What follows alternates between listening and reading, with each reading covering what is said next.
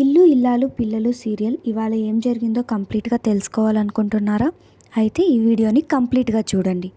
రామరాజు ఇంట్లో కన్నం వేయడానికి వచ్చిన శ్రీవల్లి తండ్రి ఆనందరావుకి వీపు చట్నీ చేసి తరిమేసింది నర్మద.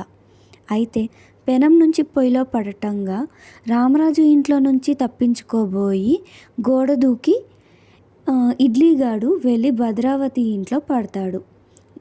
నిన్నటి ఎపిసోడ్లో చూసాం. ఇక ఒక్కరోజు రాత్రి ప్రసారం కాబోయే ఎపిసోడ్లో ఏమైందంటే, అమ్మయ్య మొత్తానికి ఆ రామరాజు ఇంట్లో వాళ్ళకి దొరకకుండా తప్పించుకున్న బయటపడ్డాను. ఒరే ఇడ్లీగా నువ్వు మామూలుగా పరిగెత్తలేదు అని ఆనందరావు అనుకుంటూ ఉంటాడు. అయితే రే ఎవడ్రా నువ్వు అని గట్టిగా అరుస్తుంది భద్రావతి. వామ్మో, సింహం బోన్లో నుంచి తప్పించుకొని పెద్ద పులి బోన్లో పడ్డాను కదరా బాబు అని అక్కడి నుంచి తప్పించుకోబోతాడు ఇడ్లీ. వెంటపడి భద్రావతి వెళ్ళి ముడ్డి మీద తంతుంది. దెబ్బకి బోర్లా పడి ఇడ్లీగాడు డిక్కి చట్నీ అవుతుంది. మెట్ల మీద నుంచి దొర్లుకుంటూ కింద పడతాడు ఇడ్లీ. రే విశ్వసేన రండి రండి దొంగ దొంగ అని అరుస్తుంది భద్రావతి. అయితే దాంతో వాళ్ళందరూ ఇడ్లీగాడు వెంటబడి పట్టేసుకుంటారు.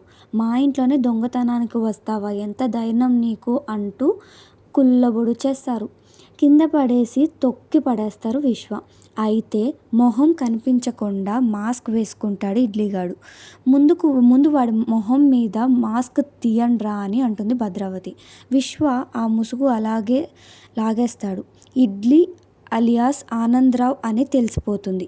రే ఏంట్రా ఇంత విచిత్రంగా ఉన్నావు, ఎవర్రా నువ్వు, ఏ ఊరు నీది అని చావు బాదుతుంటారు విశ్వ సేనపతులు.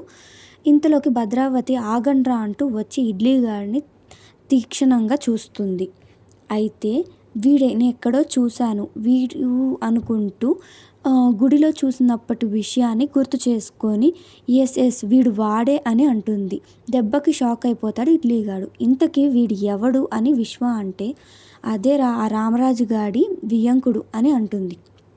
ఆ మాట వినగానే సేనపతి వెళ్ళే గన్ను తీసుకొని వచ్చి ఇడ్లీగాడికి గురి పెడతాడు. ఆ సీన్ అయితే మామూలుగా ఉండదు. గన్ను గురిపెట్టేసరికి ఇడ్లీగాడికి 2 ఏకం అవుతాయి. మీకు దండం పెడతాను, నన్ను చంపకండి అంటూ పొర్లు దండాలు పెడతాడు ఇడ్లీ అలియాస్ ఆనందరావు.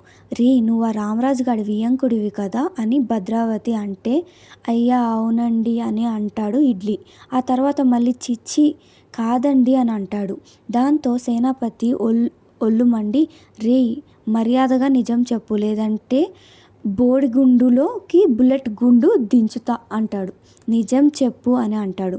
దాంతో ఇడ్లీగాడు, అయ్యా బాబోయ్ నేను రామరాజు గారి వియ్యంకుడిని కాదండి, నేను దొంగని కూడా కాదండి బాబు అని అంటాడు. మరి ఎవడ్రా నువ్వు అని విశ్వ అంటే, నేను దొంగను కాదండి, దయచేసి చంపొద్దు అని అంటాడు ఇడ్లీ.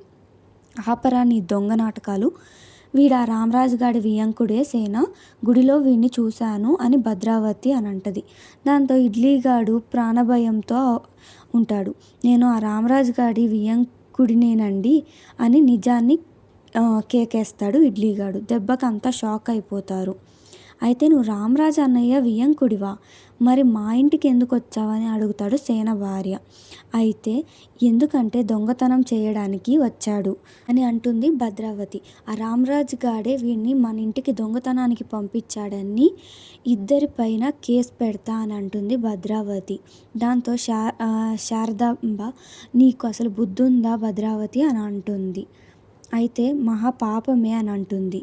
అయితే నా చెల్లెల్ని లేపుకెళ్ళి పెళ్లి చేసుకున్నాడు, వాడి కొడుకు నా మేనకోడల్ని లేపుకెళ్ళి పెళ్లి చేసుకున్నాడు, తప్పు లేదా అని అంటాడు.